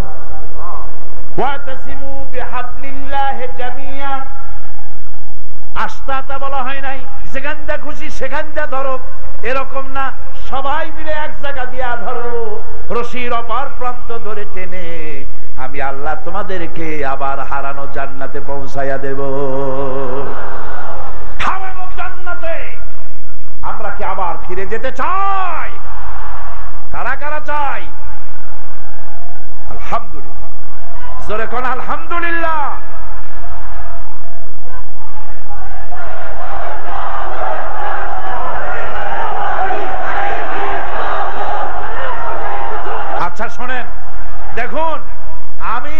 বলছি হাত উঁচু করতে, আপনারা কল্লাটা ইনসা করে দিলেন। একটা কথা হইল, এত বড় মাহফিল ডিস্টার্ব করবেন না। আপনি কি দেখবেন, যেদিকে তাকাবেন সেদিকেই মাথা, একজনের মাথা আর একজনের দেখা ছাড়া আর কোনো পথ নাই। বসুন, দাঁড়িয়ে থাকবেন না। আমি আজকের বক্তৃতা খুব লম্বা করব না, যেহেতু অনেক দূর থেকে লোকেরা এসেছেন, ফিরে যেতে হবে। কয়েকটি জরুরি কথা বলে সবচাইতে আকর্ষণীয় দোয়া, আখিরি মোনাজাত, সেই মোনাজাতের দিকেই আমি এগোচ্ছি। আমি বাংলাদেশে বসেন, আপনার কাছে যিনি যেখানে দাঁড়িয়েছেন আপনারা তাকে বসিয়ে দিন। কাউকে দাঁড়াতে দিবেন না, কাউকে হাঁটতে দিবেন না। এত বড় মাহফিলের ভিতর দিয়ে হাঁটা বেয়াদবি, এই কথাটা মনে রাখবেন। হাজার হাজার মানুষকে পাড়াইয়া ঠেলিয়া হাঁটা চূড়ান্ত বেয়াদবি। বন্ধুগণ, আমি বাংলাদেশের সমস্ত ওলামায়ে কেরাম, মাশায়েখে এজাম সকলকে বিনীতভাবে অনুরোধ করি, ওলামা মাশায়েখ ইসলামী দলগুলি যদি এক হয়ে যায়, এই দেশে ইসলাম কায়েম করা কোনো কঠিন বিষয় নয়। আমার এই কথা কি ঠিক? ওলামারা এক হইলে, পীর সাহেবরা, ইসলামী দলগুলি এক হলে ইসলাম যে কায়েম হয়ে যাবে, এ কথা আমাদের শত্রুরা বোঝে নাকি বোঝে না? বোঝে কি না? বোঝে বলেই এক হতে দেয় না। আপনারা যেন অন্যদের শিকার হবেন না, ম্যাক্সিমাম স্যাক্রিফাইস করতে আমরা যেন পারি। সমস্ত টুপি আমরাই পাস করি বানাইতে পারবো না, সম্ভব? সব টুপিগুলি গোল বানাইতে পারবো না, সব টুপিগুলি কিস্তি বানাতে পারবো না। জামায়, টুপিতে, বিভিন্ন ব্যাপারে কিছুটা ব্যতিক্রম তো থাকবেই, অতীতেও ছিল, এখনো আছে। সুতরাং এইগুলিকে আল ইত্তেহাদ মাল ইখতিলাফ, ছোটখাটো মতভেদ ভুলে গিয়ে ঐক্যের প্ল্যাটফর্মে আসতে পারলে এদেশে ইসলাম কায়েম হওয়ার সম্ভাবনা 100-তে 100 ভাগ। শুনলেন না বিদেশি বক্তারা কি বক্তৃতা করলেন? জীবনেও এত বড় কোরআনের মাহফিল চোখে দেখেনি। সুবহানাল্লাহ কোন, সুবহানাল্লাহ কোন। সেই বাংলাদেশে যদি কোরআনের শাসন কায়েম না হয়, তাহলে আমি একটা মারাত্মক বড় কথা বলবো। এই দেশে যদি ইসলাম কায়েম না হয়, সাধারণ জনগণ দায়ী হবে না। কিয়ামতে আমি আশঙ্কা করি আলেম ওলামা, পীর বুজুর্গ, ইসলামী দলগুলি দায়ী হয়ে যাওয়ার সম্ভাবনা বেশি। আল্লাহ যেন দয়া করে সব ওলামাদেরকে, পীর সাহেবদেরকে বুকে বুকে মেলার তৌফিক দান করে দেয়। আল্লাহ যেন আমাদের মধ্যে পারস্পরিক মহব্বতকে বৃদ্ধি করে দেন। আওলাদ রাসূল আমার থেকেও সুন্দর করে বলেছেন, আলিয়ায় পড়লে চোখে দেখতে পারে না, তার ইলম সবকুছ খালিয়া। আর দেওবন্দীদেরকে এইভাবে উনি একটা বলেছেন। তো এইভাবে করে একদল আর এক দলকে দেখতে পারবো না, এক পীর আর এক পীরকে সহ্য করতে পারবো না। এটাই আমাদের পতনের কারণ। আল্লাহ যেন আমাদের সকলকে এক প্ল্যাটফর্মে বসার, একজন আর একজনকে চুমা খাওয়ার, বুকের সাথে লাগাবার তৌফিক আল্লাহ যেন দিয়ে দেন। সকলে কোন আমিন। বন্ধুগণ, ওলামাদের ব্যাপারে আমি খুব আশাবাদী। আমি এখন অত্যন্ত আশাবাদী, বাংলাদেশে ইসলাম কায়েম হবে ইনশাআল্লাহ, ইনশাআল্লাহ। কারণ আমরা, আমাদেরকে দাবায় রাখতে পারবে না কেউ। বিশ্বকবি, কবি সম্রাট আল্লামা ইকবাল রহমাতুল্লাহ আলাইহি বলেছেন, বাতিল সে দবনে ওয়ালে আয়াসমা নেহি হাম, बातिल से दबने वाले आसमा नहीं हम, सोबर कर चुका है तू इम्तिहान हमारा। বাতিলের সামনে মাথা নত করার জাতি আমরা নই। আকাশ বারবার পরীক্ষা করেছে, আমরা বাতিলের সামনে মাথা নত করব না। আমরা ভেঙ্গে যাব, মাথা নিচু করব না। আমাদের জেল হতে পারে, আমাদের ফাঁসি হতে পারে, কিন্তু তারপরেও কোরআনের রাজ বাংলাদেশে কায়েম হবে ইনশাআল্লাহ।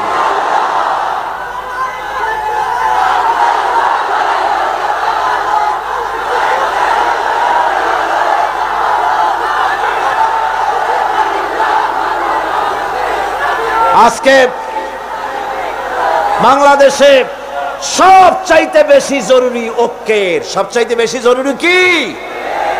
আমি আজ কোরআনের মাহফিল থেকে উদাত্ত আহ্বান জানাই, খুব ভালো করে শুনুন। চট্টগ্রামের ঐতিহ্যবাহী ঐতিহাসিক তাফসীরুল কোরআনের মাহফিল থেকে উদাত্তভাবে আহ্বান জানাতে চাই, বাংলাদেশের সমস্ত ইসলামী দল, সমস্ত মাকতবে খেয়ালের আলেম ওলামা, পীর বুজুর্গ আর ইসলামী মূল্যবোধ ও বাংলাদেশী জাতীয়তাবাদে বিশ্বাসী সমস্ত শক্তি ঐক্যবদ্ধ হয়ে ভারতের আধিপত্যকে ঠেকাও, দেশের অখণ্ডতাকে বাঁচাও, দেশের সার্বভৌমত্বকে টিকায় রাখো।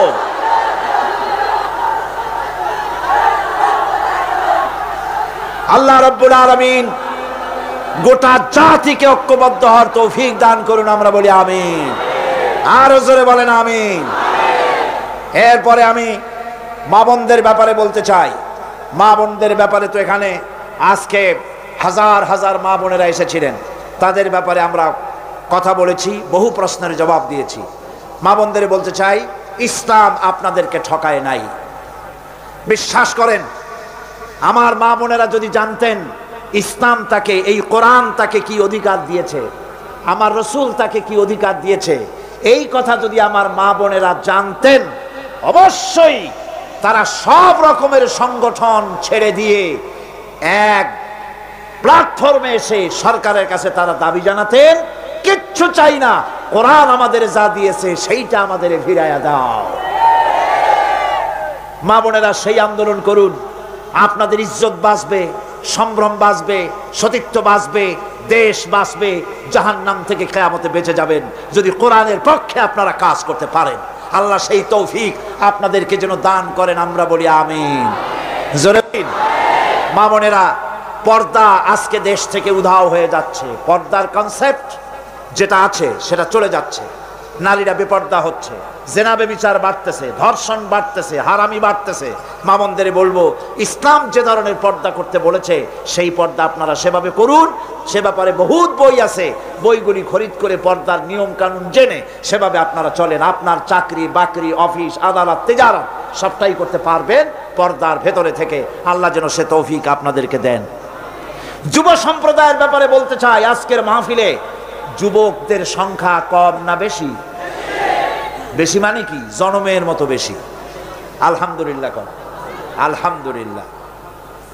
একটি জিনিস সম্পর্কে আমি আপনাদেরকে বলবো, সেটা হলো আমার দেশের সবচাইতে নারী নির্যাতনের বড় হাতিয়ার হলো যৌতুক। অবশ্য চট্টগ্রামে যৌতুক নাই, আছে এখানে? কি সর্বনাশ! মনে করছিলাম যে অন্তত চট্টগ্রামটা যৌতুকের হাত থেকে মুক্ত আছে বোধহয়, এখানে বেশি। যৌতুক প্রথা এটি হারাম। বিবাহে মহারানা দিতে হয়। মহারানা দেওয়া কি সুন্নত না নফল? মাশাআল্লাহ, আপনারা তো জানাই আছে মহারানা দেওয়া ফরজ। এই ফরজ দায়িত্ব আপনাকে আদায় করতে হবে। সেই ফরজ আদায় না করিয়া, মহারানা ফরজ সেটা আদায় না করে মেয়েওয়ালার কাছ থেকে হারাম যৌতুক আদায় করা হয়, বেবরকতি হবে না তো হবেটা কি? বিবাহের সময় শ্বশুর যদি কিছু দেয়, সুন্নত, দেওয়া সুন্নত, নেওয়া সুন্নত, কিন্তু জোর করে আদায় করে নেওয়া হারাম। আপনার ছেলে যখন বিবাহ দিবেন, কোরআনের মাহফিলে ওয়াদা করতে পারবেন যে অন্তত আমার ছেলে বিয়ে দেওয়ার সময় শুকরের মাংসের মতো হারাম যৌতুক আদায় করব না। পারবেন ওয়াদা করতে? তাহলে ছেলের বাপেরা, যে সব বাপেদের ছেলে আজও বিয়া হয় নাই, ওই সব ছেলেদের পিতারা হাত উঁচু করে দেখান, হাত উঁচু করে। অনেক বাচ্চারা হাত তুলছে, আরে বাচ্চারা তো বাপ হও নাই, হাত উঁচু করুন, আমি দেখি। আর আমি যদ্দূর না দেখবো, আল্লাহ তো দেখতেছেন। কে দেখতেছেন? হাত নামান। আলহামদুলিল্লাহ, জোরে কোন আলহামদুলিল্লাহ। এবার এবার তরুণ, যুবক, কিশোর যারা বিয়া করো নাই, হাত নামাও, হাত নামাও, হাত নামাও। আচ্ছা, বিবাহ করার সময় থামো না। বিবাহ করার সময় তোমার কাছে মূল্য কোনটার বেশি? টেলিভিশনের মূল্য বেশি না বউর দাম বেশি? শ্বশুরের দেওয়া খাট না হইলে শুইতে পারবা না। তুমি কি এমন ভিক্ষুকের পোলা নাকি? শ্বশুরের পালঙ্ক দিতে হবে, শ্বশুরের টেলিভিশন দিতে হবে, শ্বশুর সোনা দানা দিয়ে দেবে। তুমি কি ভিক্ষুকের বাচ্চা? তুমি পুরুষ। তোমার আত্মমর্যাদা, পার্সোনালিটি, শখসিয়ত, ব্যক্তিত্ব থাকতে হবে। মেয়ে লোকের বাপের কাছ থেকে তুমি অর্থ নিবে কেন? সে যদি কিছু দেয় আলহামদুলিল্লাহ, না দেয় আলহামদুলিল্লাহ। বউকে গালি দিতে পারবে না। বউকে, বউয়ের মাকে, তার বাবাকে কখনো খোঁটা দেওয়া যাবে না। বিনা যৌতুকে বিবাহ করবে যারা, সেই সব অবিবাহিত যুবকের আবার হাত উঁচু করে দেখাও। হাত উঁচু করে রাখো, আমি দেখি। দাঁড়াবে না, বসো। খালি হাত, খালি হাত। এই মেয়ে বসো। হাত নামা, হাত নামান। হাত যেভাবে উঠলো তাতে আমার কাছে মনে হলো এই মাহফিলে কেউ বিয়েই করেনি। এর দ্বারা বোঝা গেল কি জানেন? বোঝা গেল মাহফিলে যারা এসেছে তার 90% মতো যুবক, তারুণ্যের শক্তিতে উদ্বেল যুবকেরা মাহফিলে এসেছে। যে দেশের তরুণেরা, যুবকেরা কোরআন শুনতে আসে, সে দেশে কোরআনের আইন বন্ধ করার ক্ষমতা কারো নাই।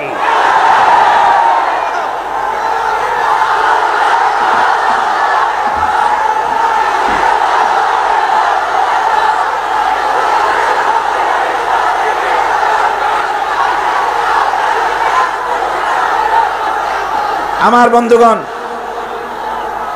আজকের মাহফিল সার্থক। বলেন আলহামদুলিল্লাহ, জোরে কোন আলহামদুলিল্লাহ। এবার সকলের কাছে আরেকটা জিনিস আবেদন করতে চাই। মুসলমান হওয়ার জন্য সর্বপ্রথম শর্ত হলো নামাজ। প্রথম শর্ত কি? এই নামাজ বহু মুসলমানেরা পড়ে না, ঠিক কিনা? বহু মুসলমান আছে নামাজ পড়ে না, বহুত। এই মাহফিলে আসছে, চলে যাবে, বাড়ি যায় ঘুমায় থাকবে, সে নামাজ পড়বে না। আছে না এমন? কসম করছি, যতদিন পর্যন্ত মালাকুল মউত আমার মাথার কাছে না আসতেছে, ততদিন পর্যন্ত ফরজ নামাজ, ফরজ রোজা ছেড়ে দেব না। ইয়া আল্লাহ, মৃত্যু পর্যন্ত আমার এই ওয়াদা পালন করার তৌফিক আমাকে দান করো, আমিন। আল্লাহ পাক এই ওয়াদা সকলকে পালন করার তৌফিক দান করুন, জোরে বলেন আমিন। আমি মোনাজাতের দিকে এগোচ্ছি, মোনাজাতের দিকে এগোচ্ছি। আমি এই মাহফিলে যে সমস্ত সাংবাদিকরা এসেছেন, যে সমস্ত সাংবাদিকরা কষ্ট করে ঘন্টার পর ঘন্টা বসে থেকে কোরআনের মাহফিলে করেছেন, তাদেরকে আমরা আমাদের অন্তঃস্থল থেকে শুকরিয়া জানাই, আলহামদুলিল্লাহ। আল্লাহ তাদের কলমকে আরো শক্তিশালী করুন, জোরে বলেন আমিন। কিন্তু আমি অত্যন্ত দুঃখের সাথে বলবো, এমন এমন পত্রিকাও আছে, 4 জন লোকের মিটিং হলে তাদের পত্রিকায় যায়, আর বাংলাদেশের সবচাইতে শ্রেষ্ঠ, সবচাইতে বড় তাফসীরুল কোরআন মাহফিলের খবর দিতে পারলো না যারা, তাদের জন্য দুঃখ প্রকাশ করা ছাড়া আর কিছু আমাদের কাছে নাই। কোরআনের সাথে কতটা বিদ্বেষ থাকলে, কোরআনের প্রতি কতটা ঘৃণা, বিদ্বেষ, শত্রুতা থাকলে পরে তার পত্রিকায় কোরআনের জায়গা হয় না। কিয়ামতে ওরা কি জবাব দেবে, সেজন্য তারা প্রস্তুতি গ্রহণ করুক। আল্লাহ এদেরকে হেদায়েত করুন, বলেন আমিন, জোরে বলেন আমিন। যেসব সাংবাদিকরা কষ্ট করে মাহফিলের খবর পরিবেশন করেছেন স্থানীয় এবং ন্যাশনাল পত্রিকাগুলিতে, আমরা গোটা মাহফিলের পক্ষ থেকে তাদের জন্য বুক ভরা দোয়া জানাই। আল্লাহ ওই সব সাংবাদিকদেরকে যেন হজ করার তৌফিক দান করে দেন। এখানে দৈনিক কর্ণফুলী একটি পত্রিকা, যা আজকের মাহফিলের ব্যাপারে একটা ইস্যু তারা বের করেছে, দৈনিক কর্ণফুলী। নামটা খুবই সুন্দর, আলহামদুলিল্লাহ। এই দৈনিক কর্ণফুলী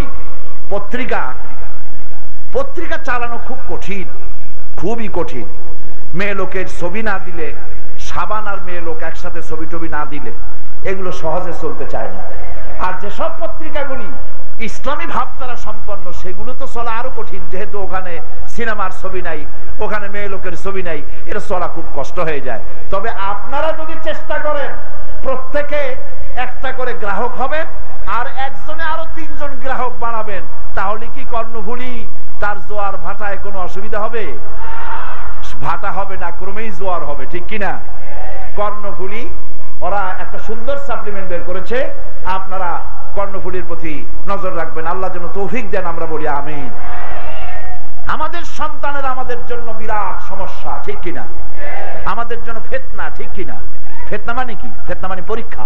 বাচ্চারা, এই বাচ্চাদেরকে লেখাপড়া শেখাবার জন্য যে সমস্ত স্কুল কলেজ আছে আজকাল, প্রায় সেখানে দ্বীনের অনুপস্থিতি। দ্বীন নাই, ঈমান নাই, চরিত্র নাই, আখলাক নাই, কিচ্ছু নাই। আপনার আমার ছেলেরা আজকে সালাম দিতে জানে না, নামও মুসলমানি নাম নাই। সৌরভ হোসেন, কুয়াশা খাতুন, তারপরে সাগর আলী, নগরউদ্দিন, এই সমস্ত হাবিজাবি নাম, মুসলমানি নামও রাখতে জানে না। তারপরে লেখাপড়া করতে যেসব স্কুলে পাঠায় সেসব স্কুলে দ্বীন, ঈমান, চরিত্র কিছুই শেখায় না। এজন্য আমি খুবই আনন্দিত, এখানে একটা স্কুল হয়েছে, স্কুল আরো আছে, আমি যেটা রিপোর্ট পেয়েছি একটি সুন্দর স্কুলের, সেটা হচ্ছে একটি মাদ্রাসা ধরনের স্কুল, একটি মাদ্রাসা ধরনের স্কুল, মডার্ন, যেখানে আধুনিক শিক্ষার সাথে সাথে, কোরআন হাদিস শিক্ষার সাথে সাথে আধুনিক শিক্ষাও দেওয়া হয়। কোরআনও শিখবে, চরিত্র শিখবে। ছোট্ট বাচ্চা ঘরে এসে আপনাকে সালাম দিবে, আপনাকে সম্মান করবে, মাকে সম্মান করবে, মুরব্বীদেরকে শ্রদ্ধা করবে। এরকমের সন্তান তৈরি করার জন্য একটা প্রতিষ্ঠান গড়ে উঠেছে। প্রতিষ্ঠানের নাম হচ্ছে দারুল ইরফান একাডেমি। নাম কি? কোন আলহামদুলিল্লাহ। এইটার প্রধান পৃষ্ঠপোষক আমাদের মধ্যে চাঁদের মতো হয়ে বসে আছেন আওলাদে রাসূল হযরত মাওলানা আল্লামা সৈয়দ মোহাম্মদ আনোয়ার হোসেন তাহের জাবেরি আল মাদানী, আওলাদে রাসূল। উনি হচ্ছেন এটার প্রধান পৃষ্ঠপোষক। আমার মতো একটা ছোট্ট নগণ্য আল্লাহ পাকের এক ছোট্ট গোলামকেও তারা পৃষ্ঠপোষক হিসেবে রেখেছে এই দারুল ইরফানের সাথে। আমি আপনাদেরকে অনুরোধ করব, এটার সাথে সহযোগিতা করুন, এটাকে মহব্বত করুন, খোঁজ খবর নিন। সন্তানকে ইসলামী চরিত্রে বানাবার জন্য এখানে আপনারা তাদেরকে পাঠান। মেয়েগুলি নিয়েও বিপদ মুসলমানদের। মেয়েগুলি যখন পাঠিয়ে দেন কলেজ ইউনিভার্সিটিতে, চরিত্র শেখে না, দ্বীন শেখে না, ঈমান শেখে না, পর্দা ধরতে জানে না। এই মেয়েদের জন্য ইসলামী ছাত্রী সংস্থা আছে। ইসলামী ছাত্রী সংস্থার সাথে আপনার মেয়ে যদি যাতায়াত করে, ওঠা বসা করে, আপনার চক্ষু ঠান্ডা হয়ে যাবে তার নামাজ দেখে, পর্দা দেখে। কোন আলহামদুলিল্লাহ। আল্লাহ পাক এই তৌফিক যেন সকলকে দান করেন, আমরা বলি আমিন। আরেকটি আয়াত তেলাওয়াত করে আমি আজকের মতো বক্তব্য শেষ করে মোনাজাতের দিকে চলে যাব। কোরআনে কারীম আল্লাহ রাব্বুল আলামিন বলছেন, ওয়ামান আ'রাদা আন যিকরি ফাইন্না লাহু মাঈশাতান দানকা ওয়া নাহশুরুহু ইয়াওমাল কিয়ামাতি আ'মা। আল্লাহ রাব্বুল আলামিন বলেন, যারা আমার স্মরণ থেকে বিরত হয়েছে, আমার স্মরণ থেকে যারা গাফেল হয়ে গেছে, আমার জিকির থেকে, আমার কোরআন থেকে যারা গাফেল হয়ে গেল, আমি তাদের দুনিয়ার জিন্দেগি সংকীর্ণ করে দেব। আর কিয়ামতের দিন তাদেরকে আমি অন্ধ করে উঠাবো। কিয়ামতের দিন কি করে উঠাবেন? কিয়ামতের দিন এই লোকগুলি যখন অন্ধ হয়ে যাবে, তারা বলবে, ক্বালা রাব্বি লিমা হাশারতানি আ'মা ওয়া ক্বাদ কুনতু বাসীরা। আয় আল্লাহ তাআলা, কেন আমরা অন্ধ হলাম? অথচ আমরা তো চক্ষুষ্মান ছিলাম, দুনিয়ায় তো আমাদের চোখ ছিল, আমরা আজকে অন্ধ হয়ে উঠলাম কেন? আমাদের তুমি অন্ধ করে অন্ধ বানালে কেন? জবাবে রব্বুল আলামিন বলবেন, ক্বালা কাযালিকা আতাতকা আয়াতুনা ফানাসিতাহা ওয়া কাযালিকা আল-ইয়াওমা তুনসা। ছিলে, আমার আয়াতকে ভুলেছো, আমার কোরআন ভুলেছো। তুমি দুনিয়ায় যে চক্ষুষ্মান ছিলে আমি তা ভুলে গেলাম, আমি তোমাকে অন্ধ করে দিলাম। বলেন নাউজুবিল্লাহ। আমার মুসলমান ভাইরা, চোখের মতো নিয়ামত পৃথিবীতে আর কিছু আছে? এই চোখ কিয়ামতে অন্ধ হয়ে যাক, তাকে আপনি চান? আমরা চোখ অন্ধ হয়ে কিয়ামতে উঠি, তাকে আমরা চাই? চোখ শুদ্ধ উঠতে চান কিনা? তাহলে ওয়াদা করতে হবে, এই তাফসীরের মাহফিল থেকে শুরু করে আগামী মাসটা কি মাস? রমজান। আগামী মাস কি মাস? রমজানুল মুবারক। এই শাবান থেকে, আগামী রমজান থেকে শুরু করে ভবিষ্যতের তাফসীরের মাহফিল আসতে না আসতে কোরআন শরীফ বুঝে পড়ার নিয়ত করতে হবে। কোরআন সহি করে পড়বো, কোরআন বুঝে পড়বো। কিয়ামতের দিন অন্ধ হইয়া কিয়ামতে আমি আমার মা বাপ বিবি বাচ্চা উঠতে চাই না, চোখ নিয়ে উঠতে চাই। এটা ঠিক কিনা? যদি তা চাই, ওয়াদা করুন এই রমজান থেকেই কোরআন শরীফের তাফসীর কোরআন বুঝে পড়বো। আমরা এই ওয়াদা করলাম। পারবেন ওয়াদা করতে? হাত উঁচু করে দেখা। আলহামদুলিল্লাহ, আলহামদুলিল্লাহ। হাত নামা। এই একজন মহিলা ভিতরে আছেন, আর এই তিনজন, মোট চারজন। লা ইলাহা ইল্লাল্লাহু মুহাম্মাদুর রাসূলুল্লাহ। আল্লাহ ছাড়া কোনো ইলাহ নাই, মাবুদ নাই, উপাস্য নাই। মুহাম্মদ সাল্লাল্লাহু আলাইহি ওয়াসাল্লাম আল্লাহর প্রেরিত রাসূল। আশহাদু আন লা ইলাহা ইল্লাল্লাহু ওয়াহদাহু লা শারীকা লাহু ওয়া আশহাদু আন্না মুহাম্মাদান আবদুহু ওয়া রাসূলুহু। আমি সাক্ষ্য দিচ্ছি আল্লাহ ছাড়া কোনো ইলাহ নাই, মাবুদ নাই, উপাস্য নাই। তিনি এক, তিনি একক, তার কোনো অংশীদার নাই। আমি আরো সাক্ষ্য দিচ্ছি মুহাম্মদ সাল্লাল্লাহু আলাইহি ওয়াসাল্লাম আল্লাহর বান্দা এবং তার প্রেরিত রাসূল। সকলকে সালাম। আসসালামু আলাইকুম। এখন আলহামদুলিল্লাহ আমাদের এই চার তাওহীদপন্থী ভাই যারা ছিল মুশরিক, এখন আমাদের কি ভাই? তাওহীদপন্থী ভাই। আমি তাদেরকে মহব্বতের সাথে তাদের সঙ্গে আলিঙ্গন করছি।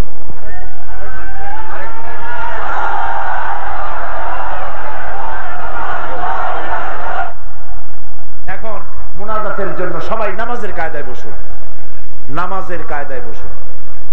আমরা এখন আমাদের মনিবের কাছে হাত তুলব, আমাদের আল্লাহ পাকের কাছে, আমাদের রবের কাছে, আমাদের মনিবের কাছে আমরা হাত তুলব মনটাকে নরম করে। এই মুনাজাত কবুল হয় বলে মানুষের বিশ্বাস, আমারও বিশ্বাস। যেহেতু এতগুলি বান্দাকে আল্লাহ, যার নাম রহমান, যার নাম রহিম, তিনি কি খালি হাতে ফেরত দিতে পারেন? পারেন না। তার রহমত অফুরন্ত, তিনি আমাদেরকে ক্ষমা করবেন। এই নিয়ত করে, প্রাণ ভরে এই নিয়ত করে আমরা হাত উঠাই। আল্লাহুম্মা আমিন। রব্বানা যালামনা আনফুসানা ওয়া ইন লাম তাগফির লানা ওয়া তারহামনা লানাকুনান্না মিনাল খাসিরিন। সবাই পড়েন, রব্বানা যালামনা আনফুসানা ওয়া ইন লাম তাগফির লানা ওয়া তারহামনা লানাকুনান্না মিনাল খাসিরিন। রব্বানা যালামনা আনফুসানা ওয়া ইন লাম তাগফির লানা ওয়া তারহামনা লানাকুনান্না মিনাল খাসিরিন।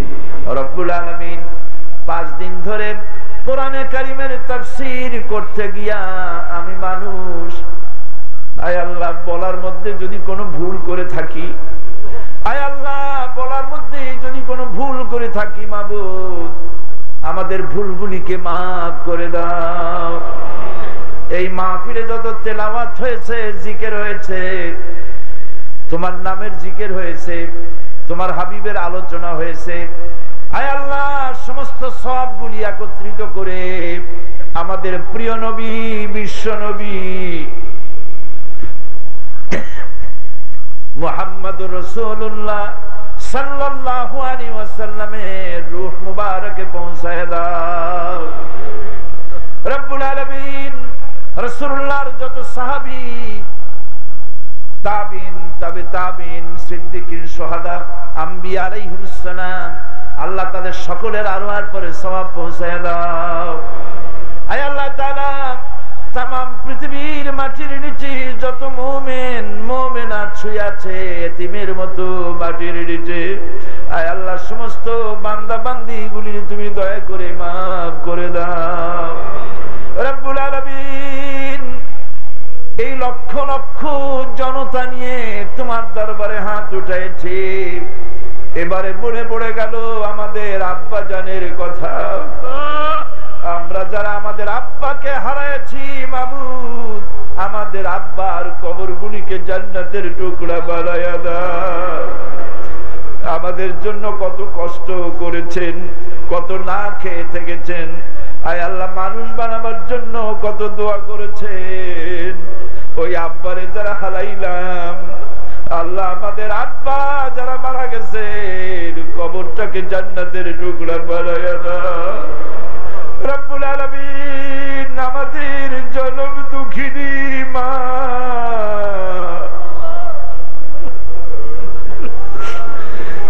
একটা অক্ষর মা, আরে এই মা যাদের বিদায় হয়ে গেছে আল্লাহ, দুনিয়ায় বউ মরে গেলে আবার বউ পাওয়া যায়, বাচ্চা মারা গেলে আবার বাচ্চা পাওয়া যায়, মা চলে গেলে তামাম পৃথিবী বিক্রি করলে মা তো আর পাওয়া যায় না। আয় আল্লাহ, আমাদের মধ্য থেকে মা যাদের দুনিয়া থেকে বিদায় হয়ে গেল আল্লাহ, মায়ের কবরটাকে বেহেশত বানায় দাও রব্বুল আলামিন। নিজে না খেয়ে আমাদের খাওয়াইছে, মায়ের কোলটাকে পেশাব পায়খানা করে ভিজাই দিছি শীতের দিনে, কত কষ্ট দিয়েছি মা কি, মা বিরক্ত হয় নাই, পেশাব পায়খানা নিজ হাতে সাফ করে বাচ্চারে কোলে নিয়ে চুমা দিয়েছে। আল্লাহ আমাদের মা বাপ যাদের বেঁচে আছে সুস্থ রাখো, ভালো রাখো, ইমানের সাথে রাখো, সম্মানের সাথে রাখো। আর যখন আমাদের বেঁচে যাদের মা বাপ বেঁচে আছে বিদায়ের সময় ইমানের কালেমা মুখে তাদের চালু করে দিও রব্বুল আলামিন। তোমার মহান আরশে আজিম থেকে রহমতের নজরে এই প্যারেড ময়দানের দিকে তাকাও। আয় আল্লাহ তাআলা, সারা জীবন গুনাহ করেছি, জেনেও করেছি না জেনেও করেছি, বুঝেও করেছি না বুঝেও করেছি। আল্লাহ মাহফিলে চোর থাকতে পারে, ডাকাত থাকতে পারে, জিনাকার থাকতে পারে, খুনি থাকতে পারে, বেনামাজি থাকতে পারে, নাফরমান থাকতে পারে। রব্বুল আলামিন, এই লক্ষ লক্ষ মানুষের ভিতরে গুনাহগার যেমন আছে, ভালো মানুষ নিশ্চয়ই আছে। তোমার ওলিউল্লাহ এখানে আছে আল্লাহ, তোমার মাহবুব বান্দারা এখানে আছে, তোমার মাসুম বেগুনা বাচ্চারা আছে, হাফেজে কোরআন আছে। আল্লাহ এই সব ভালো মানুষগুলোর সঙ্গে আমাদের মতো গুনাহগার গুলিরে মাফ করে দাও ভূমিকম্পের জন্য রব্বুল আলামিন। আমরা তোমার কাছে ক্ষমা চাই, এই জন্য ক্ষমা চাই তুমি আমাদের যত নিয়ামত দিয়েছো নিয়ামতের শুকর তো আদায় করতে পারি নাই রব্বুল আলামিন। এত নাফরমানি করার পরেও তুমি আমাদের চোখ দিয়েছো, কান দিয়েছো, কিডনি দিয়েছো, আমাদের কিছুই নষ্ট করো নাই। আয় আল্লাহ, আমাদের মৃত্যুর আগে আমাদের চোখ, আমাদের কিডনি, আমাদের হার্ট, আমাদের কোনো কিছু তুমি ছিনাইয়া দিও না। আয় আল্লাহ, চোখ না থাকলে কি ব্যথা, মওলানা শামসুদ্দিনকে দেখলে কলিজাটা ফেটে যায়। তোমার একটা বান্দা হাজার বান্দার কাম করে। আল্লাহ, মওলানা শামসুদ্দিনের উপরে তুমি রহমত নাযিল করো। এমন ছেলে যে মায়ের পেটে ধরেছে, সে বাইরে এসে বাপেরে তোমার জান্নাত দিয়ে দাও আল্লাহ। রব্বুল আলামিন এই মঞ্চে যতবার এসেছি তাই আল্লাহ মাওলানা সিদ্দিক আজাদের কথা ভুলতে পারি না। আল্লাহ সিদ্দিক আজাদরে বেহেশত দিয়ে দিও। মাওলানা আব্দুল মোমেন কি যুবক ছেলে, আল্লাহ কত বড় আলেম, আল্লাহ তোমার জান্নাতুল ফিরদাউস তারে নসিব করে দিও। কারাঙ্গিয়ার পীর সাহেব আরো কত আলেম ওলামা, সবার নাম তো আমার মনে নাই বাবু, যারা ইন্তেকাল করেছে আল্লাহ সকলকে জান্নাতুল ফিরদাউস দিয়ে দাও। সেদিন ভূমিকম্পে এবং অগ্নিকাণ্ডে তোমার বান্দা বান্দিরা যারা দুনিয়া থেকে বিদায় হয়ে গেল, আল্লাহ তাদের সকলকে শাহাদাতের দরজা নসিব করে দিও রব্বুল আলামিন। এবার আমরা তোমার কাছে জাহান্নামের আগুন থেকে মাপ চাই। রক্ত মাংসের শরীর নিয়ে দুজনে চলতে পারবো না, জাহান্নামে চলতে পারবো না বাবু। আল্লাহুম্মা আজিরনা মিনান নার, সবাই পড়েন আল্লাহুম্মা আজিরনা মিনান নার, আল্লাহুম্মা আজিরনা মিনান নার ওয়া আদখিলনাল জান্নাতা মাআল আবরার। রব্বুল আলামিন তোমার কাছে দোয়া করি, বহুত মানুষ এই মাহফিলে আছে, সারা জীবন কাবা সামনে রেখে সেজদা করলাম তোমারে, কিন্তু কাবা অনেকেই চোখে দেখে নাই। সারা জীবন নবীর নামে দুরূদ পড়লাম, নবীরে অনেকেই দেখে নাই, নবীর রওজাও দেখে নাই। হায় আল্লাহ, এই মাহফিলে যত মানুষ এখন তোমার দরবারে হাত তুলেছে, আল্লাহ জীবনে একবার হজ করা নসিব করে দাও। হায় আল্লাহ, তোমার হাবিবের রওজার কিনারে গিয়া বারবার সালাম দেওয়ার তৌফিক দিয়ে দাও। হায় আল্লাহ, তোমার হাবিবরে জীবনে অন্তত একবার স্বপ্নে দিদার করাইয়া দাও। ভাইরা মাথা নিচু করেন, চক্ষু বন্ধ করেন, সবাই কান্দেন আল্লাহর কাছে, সবাই কেঁদে কেঁদে দোয়া করেন। যার যে মনে আছে ব্যথা আছে আল্লাহর কাছে কান্দেন, আজকে কান্দেন, আর কবে কাঁদবেন? ভালো করে কাঁদেন।